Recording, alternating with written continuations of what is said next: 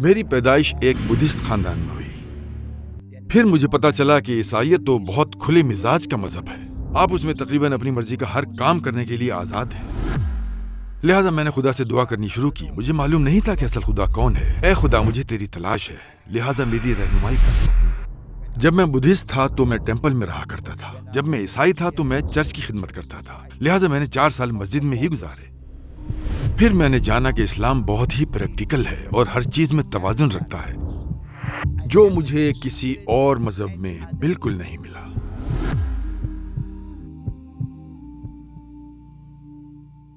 السلام علیکم شیخ حسین جی. وعلیکم السلام ورحمۃ اللہ وبرکاتہ. میں اس سوال سے شروع کروں گا کہ شیخ حسین جی کون ہے؟ آپ ہمیں اپنی زندگی کے متعلق مختصراً بتا سکتے ہیں؟ ایسا ہے کہ مسلمان ہونے کے بعد سے میرا نام محمد حسین یہ ہے. میں چائنیز ہوں. میری پیدائش دراصل ایک بدھسٹ خاندان میں ہوئی، اور نارملی اگر آپ ایسے خاندان میں پیدا ہوں تو آپ کی پرورش ان رسم و رواج کے مطابق ہوتی ہے جن پر آپ کے والدین عمل کر رہے ہوتے ہیں. کیونکہ مجھے روحانیت سے دلچسپی تھی، لہٰذا میں ٹیمپل جاتا اور ٹیمپل کی خدمت میں شامل رہتا تھا. پھر الحمدللہ اللہ کی رضا سے میں اچانک عیسائیت کی طرف آ گیا. عیسائیت قبول کرنے کے بعد، کیونکہ میرے خاندان کے کچھ افراد بھی عیسائی ہو گئے تھے، ہمارا بہت ہی مکسڈ خاندان ہے. اس میں عیسائی بھی ہیں، بدھسٹ بھی، تاؤزم کے ماننے والے بھی اور آزاد خیال بھی. اور پھر الحمدللہ اللہ کے حکم سے میں کسی ایسی چیز کی تلاش میں تھا جو میرے دل کو اطمینان دے سکے اور میں کسی مضبوط عقیدے پر ایمان لا سکوں جس کی بنیاد محض سنی سنائی باتوں پر نہیں بلکہ مضبوط دلائل پر ہو. پھر الحمدللہ اللہ کے فضل و کرم سے میں نے 1968 میں عمر ابن خطاب کی زندگی کی تاریخ پڑھی اور پھر میں مسلمان ہو گیا. اور یوں 1968 سے میں نے بطور مسلمان اپنی زندگی شروع کی. تو اپنی زندگی کے ان برسوں میں جب آپ ایک بدھسٹ تھے، عقیدے کے لحاظ سے آپ کی زندگی کیسی تھی؟ آپ کا کس پر ایمان تھا؟ ایک بدھسٹ کی حیثیت سے ظاہر ہے ہم گوتم بدھ کی تعلیمات، ان کی ویلیوز اور ان کی روحانی باتوں پر یقین رکھتے تھے. ان کی سب سے اہم چیز سب کو یہ بات سمجھانے کی کوشش تھی کہ تکلیف اور دکھ ایک حقیقت ہے. تو کیا وہ آخرت پر ایمان رکھتے تھے؟ کیا وہ آخرت کی تعلیم دیتے تھے یا وہ ایک خدا پر یقین رکھتے تھے؟ مسلمان ہونے کے بعد مجھے محسوس ہوا کہ وہ یہ سب جانتے تھے، اسی لیے وہ عبادت کرتے تھے اور سجود بھی کرتے تھے. ان کی عبادت میں ایک روحانی گہرائی موجود تھی، اور جب آپ سکا و دکا کو دیکھتے ہیں تو آپ کو اللہ کا یہ فرمان سمجھ آتا ہے کہ وَلَقَدْ بَعَثْنَا فِي كُلِّ أُمَّةٍ رَسُولًا. میرا ایمان ہے کہ اللہ نے فرمایا اور یقیناً ہم نے ہر امت میں ایک رسول بھیجا. قرآن میں آپ کو نبیوں کے 25 نام ملتے ہیں، لیکن زیادہ تر کے نام قرآن میں نہیں آئے. مجھے نہیں معلوم، مگر مجھے لگتا ہے کہ وہ بھی ایک نبی ہو سکتے ہیں. انہوں نے کبھی کسی کو اپنی عبادت کرنے کا نہیں کہا. انہوں نے کبھی نہیں کہا کہ خدا موجود نہیں، بلکہ وہ تو خود اس کے آگے سجدہ کرتے تھے. وہ ایسے شخص تھے جو ہمیشہ اندیکھی طاقت سے بات چیت کرتے تھے. دوسرے فالوورز نے ان کی تعلیمات پر کیسے عمل کیا یہ ان کا قصور ہے، واللہ عالم. یہ بالکل موسیٰ اور عیسیٰ علیہ السلام کی طرح ہے. حضرت عیسیٰ نے کبھی نہیں کہا کہ وہ خدا یا خدا کے بیٹے ہیں. اب ان کے فالوورز کہتے ہیں کہ وہ خدا ہیں، وہ فادر ہیں، مقدس بیٹے ہیں اور اپنی ذات میں سب کچھ ہیں. لہٰذا یہ حضرت عیسیٰ کی غلطی نہیں ہے، ان کے بعد میں آنے والے لوگوں کی غلطی ہے جنہوں نے ایک نیا مذہب بنایا اور نام ان کا استعمال کیا. لہٰذا مسلمان ہونے کے بعد میرا ذاتی خیال یہ ہے کہ میں گوتم بدھ کے عمل کو زیادہ بہتر سمجھ سکتا ہوں، اور جس طرح انہوں نے ہر ایک کو تزکیۃ النفس کی تربیت دی، یہ سمجھایا کہ اپنی خواہشات کا غلام نہیں بننا، یہ دنیا کچھ بھی نہیں ہے. آپ کی پرورش اپنے خاندان میں ایک بدھسٹ کے طور پر ہوئی، تو آپ کو اپنے عقائد پر اعتراض کیسے پیدا ہوا؟ وہ کون سی بات تھی جس نے آپ کے ذہن میں سوال اٹھایا؟ جب میں چھوٹا تھا تو مجھے تمام روحانی چیزوں سے بڑا لگاؤ تھا. اگر لوگ شیطان، بھوت، فرشتے کے بارے میں بات کرتے تو میں ہر ممکن حد تک ان کا تجربہ کرنا چاہتا تھا. اگر لوگ کہتے قبرستان مت جاؤ وہاں بھوت ہوتے ہیں تو میں قبرستان جا کر وہاں ٹھہرنا پسند کرتا، جیسے کچھ گھنٹوں کے لیے یا ممکن ہو تو ایک رات کے لیے وہاں سونا. لہٰذا ہم ہمیشہ اپنی زندگی میں زیادہ سے زیادہ تجربہ حاصل کرنے کی پوری کوشش کرتے ہیں، کیونکہ یہ چیز آپ کو کتابوں میں نہیں ملتی. مگر پھر بعد میں کیا ہوا کہ میں نے دیکھا کہ ان تعلیمات میں بہت سی چیزیں منع ہیں. معلوم نہیں وہ خدا کی طرف سے ہیں یا نہیں، مگر ہم ان باتوں پر عمل کر رہے تھے کہ ہم ہر طرح کا گوشت نہیں کھا سکتے، جانور نہیں مارنا، جانور مارنا منع ہے. لہٰذا آپ کو مکمل سبزی خور بننا پڑتا ہے، یعنی آپ خود کو دنیا سے الگ تھلگ کر لیتے ہیں. لہٰذا بچپن میں مجھے محسوس ہوتا تھا کہ جیسے کسی چیز کی کمی ہے، چیزوں میں توازن نہیں ہے۔ یہ باتیں میری عقل پر پوری نہیں اترتی تھیں، مگر میں دوسری اچھی باتوں پر عمل کرتا تھا، جیسے عاجز رہنا، تزکیۃ النفس کے ذریعے خود کو پاک کرنا، اپنی خواہشات کا غلام نہ بننا، دنیا سے بہت زیادہ دل نہ لگانا، شادی کے متعلق نہ سوچنا، کسی چیز کے بارے میں نہ سوچنا، بس اچھا انسان بننا۔ لہٰذا مجھے لگتا تھا کہ اس میں مکمل توازن نہیں ہے، اسی لیے مجھ میں شکوک و شبہات پیدا ہونا شروع ہوئے۔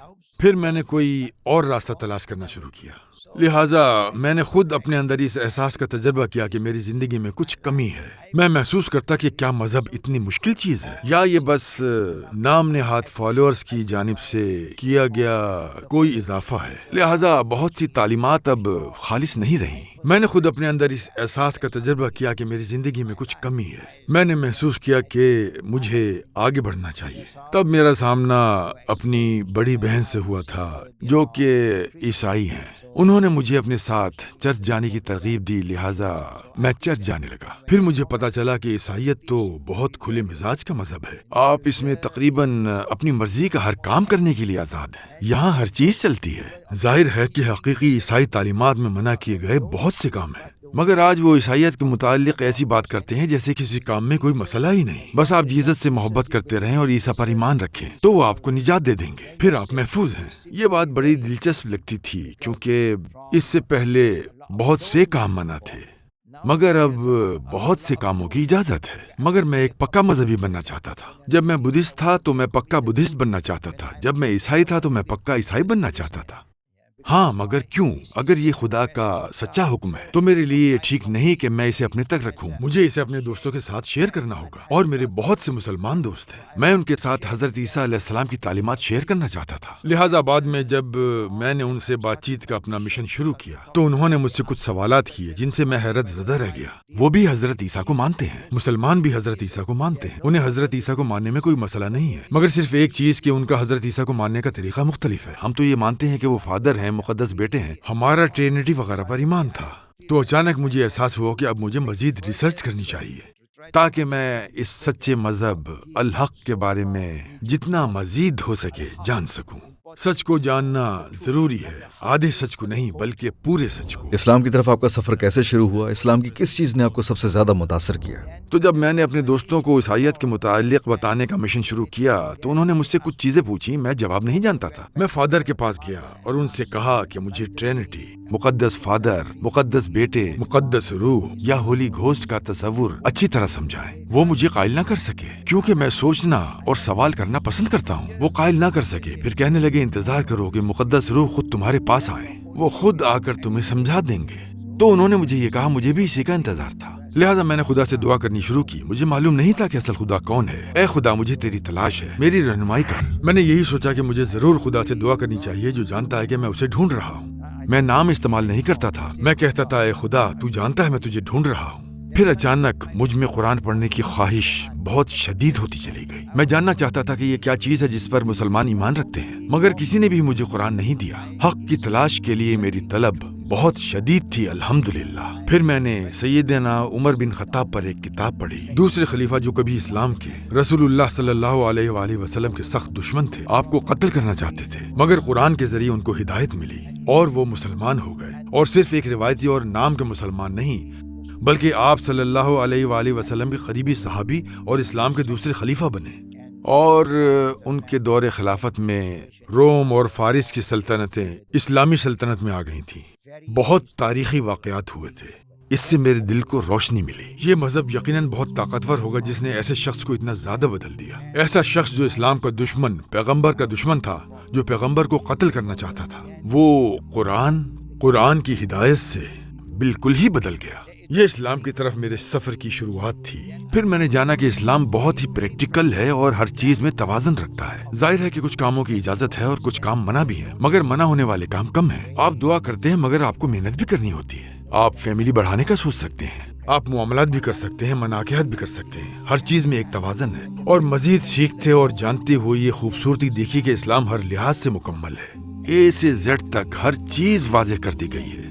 SOP اور تمام چیزیں بالکل تیار ہیں، آپ کو اپنا کوئی راستہ نکالنے کی کوئی ضرورت نہیں ہے، آپ کو بس عمل کرنا ہے۔ اور پھر کھانا کیسے ہے، پینا کیسے ہے، پہننا کیسے ہے، بولنا کیسے ہے، کام کیسے کرنا ہے، ہر چیز کی تفصیلی ہدایات موجود ہیں۔ اللہ اکبر وللہ الحمد، جو مجھے کسی اور مذہب میں بالکل نہیں ملی۔ دوسرے مذہب میں یہ باتیں موجود ہو سکتی ہیں مگر کسی ثبوت اور تفصیل کے بغیر، جبکہ اسلام صرف روایتی اور سنی سنائی باتوں، یہاں تک کہ صرف اللہ کے الفاظ تک بھی محدود نہیں ہے، بلکہ اللہ نے پیغمبر بھیج کر ان باتوں پر عمل کرنا سکھایا۔ تو وہ کون سی بنیادی چیز تھی جس نے آپ کو قائل کیا کہ اسلام ہی 100% حق ہے؟ کیونکہ جب میں اس پر غور کرتا تو پھر آہستہ آہستہ ماضی کو جانچتا، میں نے اور زیادہ سیکھنا شروع کیا۔ پھر میں مدینہ چلا گیا، مزید علم حاصل کیا اور پھر تقریباً پورا قرآن پڑھا۔ الحمدللہ، مجھے معلوم ہوا کہ یہ خدا کی وہ واحد کتاب ہے جو ہر طرح کی تبدیلیوں، بگاڑ اور اضافوں اور کمی سے پاک ہے۔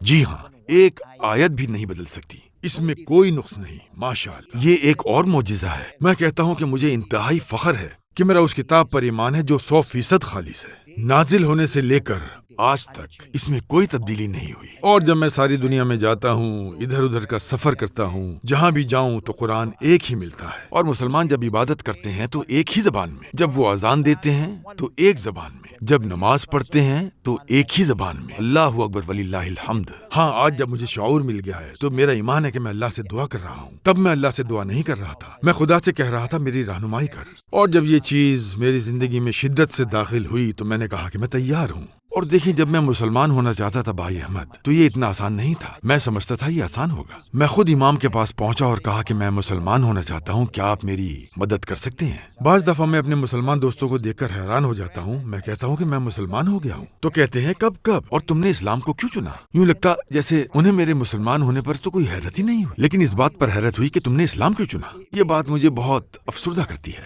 لیکن میں کسی کو الزام نہیں دیتا۔ بدھزم، عیسائیت کے تجربے سے گزر کر میں نے دیکھا کہ زیادہ تر لوگ بس فالوورز ہیں، بلائنڈ فالوورز۔ وہ کسی علم کے بغیر بس فالو کرتے ہیں۔ وہ صرف کہتے ہیں کہ میں بدھسٹ ہوں، میں عیسائی ہوں، مگر وہ کتاب تک نہیں پڑھتے۔ کتنے عیسائی ہیں جو بائبل پڑھتے ہیں؟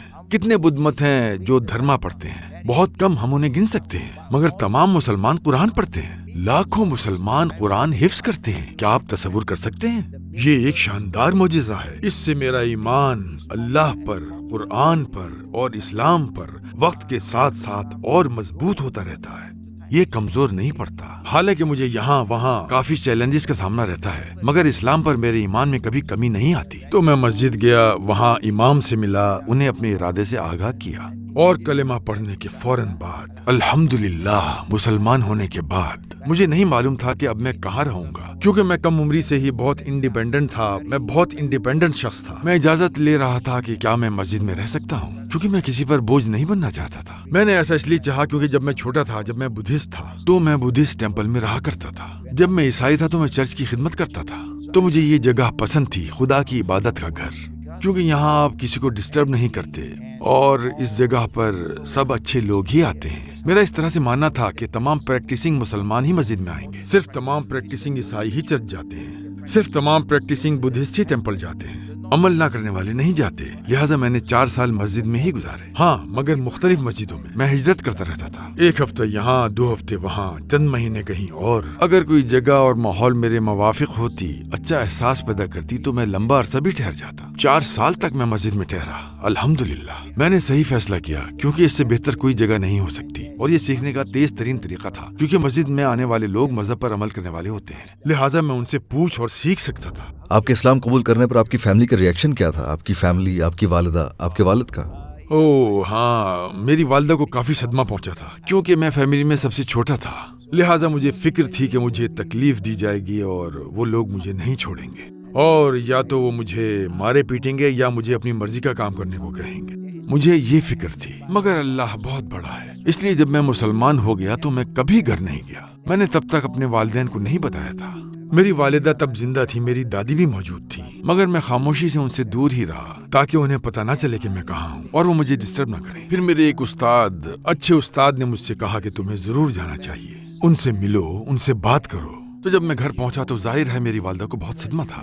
شروع میں وہ فکر مند تھی کہ ان کا بیٹا نہ چھن جائے۔ تو الحمدللہ میں نے ادھر ادھر سے جو کچھ سیکھا ہے، میں نے کہا امی میں آپ کا بیٹا ہوں، میں چائنیز ہوں۔ تو وہ بس اپنے کمرے میں چلی گئیں اور خود کو بند کر لیا، مگر میں نے اپنی دادی، اپنے بھائی بہنوں سے بات کی، وہ سب بہت کھلے ذہن کے ہیں۔ اللہ اکبر، وہ خوش تھے، مجھ سے پوچھنے لگے میں کب اور کیسے مسلمان ہوا، اب کیا ہو رہا ہے، میرے حالات کیسے ہیں، وہ بہت کھلے ذہن کے ہیں۔ तो इससे मुझे काफी तहफ़्फ़ुज़ का एहसास हुआ, मगर फिर बाद में मैं अक्सर घर जाने लगा, जिससे उन्हें बेहतर महसूस हुआ। मैं उनसे कहता कि ये फिक्र ना करें कि मैं कहाँ रहता हूँ, मैं एक अच्छे और बड़े घर में रहता हूँ। मैंने उन्हें ये नहीं बताया कि मैं मस्जिद में रहता हूँ। और फिर बाद में हमारी मुलाकातें बढ़ीं और हम करीब आते गए और उन्होंने मेरे अंदर तब्दीलियां देखी, तो उन्हें मुझ पर फख्र महसूस हुआ और फिर वो ज्यादा इत्मीनान महसूस करने लगे, क्योंकि मैं आता जाता रहता था। मैं हमेशा वहाँ रहने के बजाय घर चला जाता। मैं कुछ वक्त उनके साथ गुजारता, उनसे बातें करता, उनके लिए फल लाता, हर वो चीज जो हलाल है उनके लिए घर लाता। लिहाजा फिर उन्हें कोई फर्क महसूस नहीं होता था। तो अगर हम अपने किरदार की अच्छाई और इस्लाम की खूबसूरत इक़दार का इजहार करें, तो मुझे यकीन है कि हर कोई इस्लाम से मोहब्बत करेगा। हिदायत तो ज़ाहिर अल्लाह की तरफ से है। क्या आपकी फैमिली या आपके करीबी लोगों में से किसी ने आपके बाद इस्लाम कबूल किया? अल्हम्दुलिल्लाह, मेरा भाई, बड़ा भाई मरने से पहले मुसलमान हो गया था। हमने अपने सेंटर में उसकी नमाज जनाजा अदा की थी। मेरी वालिदा भी मुसलमान हो गई थी, अल्हम्दुलिल्लाह। वेस्ट में और तुर्किया में और दुनिया के मुख्तलिफ हिस्सों में बहुत से लोग बुद्धिज़्म में मराकबे के जरिए सुकून और इत्मीनान पाने की कोशिश करते हैं। क्या बुद्धिज़्म वाकई इंसान की रूह को इत्मीनान दे सकता है, और मराकबे और नमाज में क्या फ़र्क है? अगर आप हर चीज को देखें तो आप देखेंगे कि इस्लाम में ये ज्यादा परफेक्ट और मुतवाजिन है। ऐसे नहीं है कि आप बस बैठकर मुराकबा करें और कुछ नहीं। हमारा इस पर यकीन है कि हरकत में बरकत है। हरकत से हमेशा ज्यादा बरकतें आती हैं। यही वजह है कि इस्लाम में नमाज बहुत खूबसूरत है। ये बिल्कुल परफेक्ट है, क्योंकि हम अपनी इबादत भी खुद तख्लीक नहीं करते। नमाज में हम जो तिलावत करते हैं वो आप या मैं, कोई भी अपनी मर्जी से कुछ भी पढ़ ले, ऐसा नहीं है, बल्कि इसे अल्लाह ने पैगंबर को और पैगंबर ने हमें सिखाया है। ये बातचीत का इंतहाई मुनफरिद तरीका है। इसमें रुकू भी है, सुजूद भी है। जाहिर है अगर आप बुद्धिज्म के धर्मा को देखें, आप मूसा और ईसा अलैहिस्सलाम की तालीमात को देखें, तो उनकी इबादत में भी रुकू और सुजूद था। वरकाऊ मअर्राकिइन जैसी आयतें मौजूद हैं। मगर बाद के लोगों ने अमल नहीं किया। लोग तब्दील होना शुरू हो गए, क्योंकि एक नस्ल के बाद आने वाले फॉलोअर्स ने सारी तालीमात भुला दी। उनके पास रहनुमाई के लिए कुछ नहीं था, यहाँ तक कि उनकी असल किताब बदल चुकी थी। धर्म के साथ भी यही हुआ, ऐसे ही हुआ। हर चीज का तर्जुमा हो गया और हर चीज कंट्रोल से बाहर हो गई। कदीम तौरात बाकी ना रही थी, इसकी जगह तलमूद ने ले ली थी, और इंजील में भी सब कुछ उलट पलट चुका है। अल्हम्दुलिल्लाह, सिवाय कुरान के मोजिज़े के, जो किसी भी तब्दीली, कमी या इजाफे के आज भी अपनी असली हालत में मौजूद है। अल्लाहु अकबर। मुराकबा करते हुए क्या लोग किसी भी चीज़ के बारे में ना सोचने की कोशिश करते हैं, और क्या आपके ख्याल में मुमकिन है और वाकई रूह के लिए मददगार है? मुराक़बा आपको इन तमाम मनफी क़ुव्वतों पर काबू पाना सिखाने का एक तरीका है। मैं समझता हूँ कि मुराक़बा तज़कियतुन नफ्स है। गौर करें, खुद को पेश आने वाली तमाम मनफी चीजों को याद करें, उन्हें पाक करने की कोशिश करें। जो चीज भी मनफी हो, आपको मस्बत चीज से उस पर काबू पाने की कोशिश करनी होती है। लिहाजा आपको गौर करना होता है, बहुत ज्यादा गौर व फिक्र। आप मनफी के बारे में नहीं सोचते, इससे फिर मदद नहीं मिलती। आपको लाजमी सोचना होता है कि जो कुछ भी हुआ उसके पीछे जरूर एक वजह है, इसीलिए तो आपको कर्मा मिलता है, जिसे हम कदर और कज़ा कहते हैं। हर चीज जो हुई, वरा कुल्लू मसअला सहलहा, जैसा कि हम जानते हैं, हमारे इर्द गिर्द होने वाली तमाम बुरी चीजों के पीछे एक सीखा गया सबक होता है। हाँ, आप में मस्बत सोच होना जरूरी है। अल्लाह किसी को भी बगैर वजह के नहीं बनाता, क्योंकि इस्लाम इतना परफेक्ट, वाज़ेह, शफाफ है कि बतौर मुसलमान हमारे लिए हर चीज को समझना, उसकी वजाहत करना बहुत आसान है। लिहाजा मुराक़बा उस वक्त उनका एक तरीका था, लेकिन इसका बेहतरीन तरीका अगर आप इस्लाम में देखें, अल्लाहु अकबर। आप तसव्वुर कर सकते हैं कि नमाज और इबादत शुरू करने से पहले आपको कितना कुछ करना पड़ता है। आपको अपना जिस्म पाक करना और लाजमन वुजू करना होता है। देखिए इस्लाम कितना परफेक्ट है। और अपने हाथ, अपना मुंह, नाक और चेहरा धोने से आप क्या सीखते हैं? क्योंकि ये आजाद दुनिया वालों को नजर आते हैं और हमारे इर्द गिर्द हर चीज बहुत बिगड़ चुकी है। इसीलिए मैं अपने स्टूडेंट्स और जिससे भी मिलूं उसको याद दिलाता हूँ कि प्लीज अपनी नमाज मत छोड़ना। बस तुम अल्लाह के साथ कनेक्टेड रहना। फज़कुरूनी अज़कुरुकुम। अल्लाह आपकी मदद के लिए हर वक्त मौजूद है, चाहे आप कितनी ही बुरी सूरत हाल में हो, चाहे आप कितने ही उदास हो। प्लीज अपनी नमाज मत छोड़ना। हमारे प्यारे नबी की कौन सी बात आपको सबसे ज्यादा मुतासर करती है? सल्लल्लाहु अलैहि वसल्लम। मैं किसी एक बात का दूसरी से मवाजना नहीं कर सकता, क्योंकि उन्हें हम सब के लिए रहमत बनाकर भेजा गया था। उन्होंने हमें अल्लाह का रास्ता दिखाने में पूरी जिंदगी लगा दी, और वही सही रास्ता है। इसलिए पैगंबर की सुन्नत को कभी नजरअंदाज ना करें। मेरे मुसलमान भाई बहन जहाँ कहीं भी मौजूद हैं, उन्हें ये कहना चाहता हूँ कि पैगंबर सल्लल्लाहु अलैहि वसल्लम को कभी कम अहम ना समझें। आप अल्लाह पर ईमान का दावा करते हैं, अल्लाह सिर्फ एक शर्त रखता है, कुल इन कुंतुम तुहिब्बुनल्लाह फतबिऊनी युहिब्बुकुमुल्लाह। आपको उसके रसूल की बातों पर लाजमी अमल करना होगा। लिहाजा आजी के साथ रहें। अल्लाह क्या फरमाता है, पैगंबर जो फरमाए बस उस पर अमल करो, तुम कभी गुमराह नहीं होगे। एक चाइनीज की हैसियत से आपको अफसोस तो होता होगा कि आपकी कौम जो 1 बिलियन से ज्यादा लोगों पर मुश्तमिल है, उसकी अक्सरियत अब एथियस्ट है। आप क्या समझते हैं कि उनके दिलों तक बात कैसे पहुंचाई जाए? आपके ख्याल में हम उनके सामने इस्लाम को कैसे पेश कर सकते हैं? आपके ख्याल में क्या रास्ता है? اسی لیے میں بہت محنت کر رہا ہوں. میں ان سے بات کرتا رہتا ہوں. میں ہمیشہ ان سے ملتا جلتا رہتا ہوں. میں بہت کھلے ذہن کا ہوں اور برادر احمد مجھے لگتا ہے کہ وہ بھی بہت کھلے ذہن کے ہیں. جب میں اپنی قوم کے ایتھیسٹ لوگوں سے بات کرتا ہوں جو خدا کو نہیں مانتے تو میں کہتا ہوں میرے بھائیوں اور بہنوں کیا آپ کو معلوم ہے نمبر 1 جب آپ کہتے ہیں کہ میں کسی خدا پر یقین نہیں رکھتا تو آپ آدھے اسلام میں داخل ہو جاتے ہیں. کیونکہ جب آپ مسلمان ہونا چاہتے ہیں تو آپ کو لازماً کہنا پڑتا ہے لا الہ کوئی خدا نہیں. اس کے بعد آپ کو بس الا اللہ کہنا ہے. یہ اتنا آسان ہے. لا الہ تو آپ کے پاس پہلے ہی تیار ہے. اگر آپ آگے بھی کہہ دیں تو الحمدللہ. تو میں انہیں سمجھاتا ہوں اور انہیں محسوس کرواتا ہوں کہ اسلام ان کے لیے موجود ہے جو خوبصورت بھی ہے, سادہ بھی ہے اور آسان بھی ہے. اللہ کبھی مذہب کو مشکل نہیں بناتا. آج تک بھی, آج بھی میں جب کبھی سفر کرتا ہوں, اپنے لوگوں سے ملتا ہوں تو میں ہمیشہ ان سے بات کرتا ہوں. اور الحمدللہ کچھ لوگ بہت مثبت سوچنے لگے ہیں اور اب وہ سیکھ بھی رہے ہیں. میں نے انہیں قرآن دیا ہے. میں انہیں کہتا ہوں پڑھو, مانی پڑھو. اور 2 سال بعد وہ میرے پاس آتے ہیں اور کہتے ہیں کہ شکریہ شیخ, میں نے اب پورا قرآن پڑھ لیا ہے. یہ تو بہت ہی شاندار اور دلچسپ ہے. وہ بہت مثبت سوچنے لگتے ہیں. ظاہر ہے ہدایت تو اللہ کے ہاتھ میں ہے. ہمیں افسوس تو ہوتا ہے مگر ہم مایوس نہیں ہیں. ہم دعائیں اور اپنی بھرپور کوششیں جاری رکھتے ہیں. اور دعویٰ کی بہترین شکل برادر احمد یہ ہے کہ انسان خود اچھا بن کر دکھائے. عمل الفاظ سے زیادہ اثر رکھتا ہے. اگر آپ کو دنیا کے تمام غیر مسلموں سے بات کرنے کا موقع ملے تو آپ چند سیکنڈز کے وقت میں انہیں کیا کہنا چاہیں گے؟ میں ہمیشہ لوگوں کو مسلمان اور اسلام کے درمیان بڑا فرق یاد دلاتا ہوں. اسلام تعلیمات کا نام ہے اور مسلمان ایک شخص کا نام ہے. مجھے مسلمان ہونے پر فخر ہے کیونکہ میں اسلام کو فالو کرتا ہوں. اسلام مجھے فالو نہیں کرتا. پلیز اسلام اور مسلمان کے درمیان فرق کو سمجھیں. اور اسلام کسی مخصوص نسل سے تعلق نہیں رکھتا. یہ ہم سب کے لیے ہے. اسی لیے اس کا نام ISLAM ہے. میں ہمیشہ انگلش میں ترجمہ کرتا ہوں. I shall love all mankind. اگر آپ نہیں جانتے تو پلیز پوچھیں اور سیکھیں, مگر صحیح ذرائع سے سیکھیں اور اچھے لوگوں کے ساتھ ناانصافی نہ کریں. ہم تیار ہیں, بے فکر رہیں. ہاں, ہمارا کام کسی کو جج کرنا نہیں ہے کیونکہ حق کو تلاش کرنے, نیک بننے اور مذہب پر عمل کرنے والا ایک مسلمان بننے کا موقع ہم سب کو حاصل ہے کیونکہ اسلام سب کے لیے ہے. جزاک اللہ خیرن شیخ حسین جی, ہماری دعوت قبول کرنے کا بہت شکریہ. ہمارا اعزاز ہے کہ آپ ہمارے ساتھ موجود رہے. اللہ آپ کو اس کا اجر دے اور آپ کی حفاظت کرے. آمین برادر احمد.